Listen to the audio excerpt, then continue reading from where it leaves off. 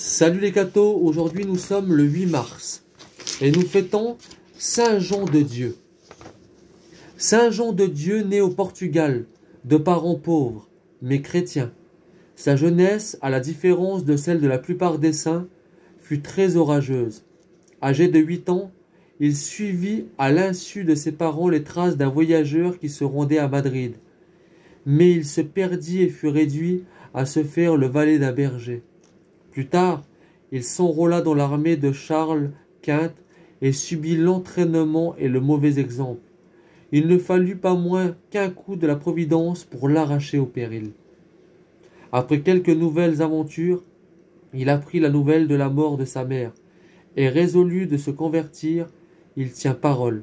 Et dès lors, il passa la plus grande partie de ses jours et de ses nuits dans la prière et la pénitence, exerçant à toute occasion malheureux, lui-même la charité envers les malheureux. Ce ne fut point là toutefois le terme de ses pérégrinations incertaines. Il ne trouva sa voie que plus tard, à l'âge de 45 ans. Il s'établit à Grenade, s'y livra à quelques commerces et employa ses économies et les dons de la charité à la fondation d'un hôpital qui prit bientôt de prodigieux accroissements.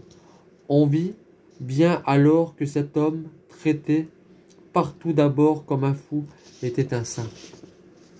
Pour procurer des aliments à ses nombreux malades, Jean, une hotte sur le dos et une marmite à chaque bras, parcourait les rues de Grenade en criant « Mes frères, pour l'amour de Dieu, faites-vous du bien à vous-même ». Sa sollicitude s'étendait à tous les malheureux qu'il rencontrait. Il se dépouillait de tout pour les couvrir et leur abandonnait tout ce qu'ils avaient, confiant à la providence qui ne lui manqua jamais. Mais Jean, appelé par la voix populaire, Jean de Dieu, ne suffisait pas à son œuvre, et les disciples affluèrent. Un nouvel ordre se fondait, qui prit le nom de frères hospitaliers de Saint Jean de Dieu, et s'est répandu en l'Europe entière. Peu de saints ont atteint un pareil esprit de mortification, d'humilité et de mépris de soi-même.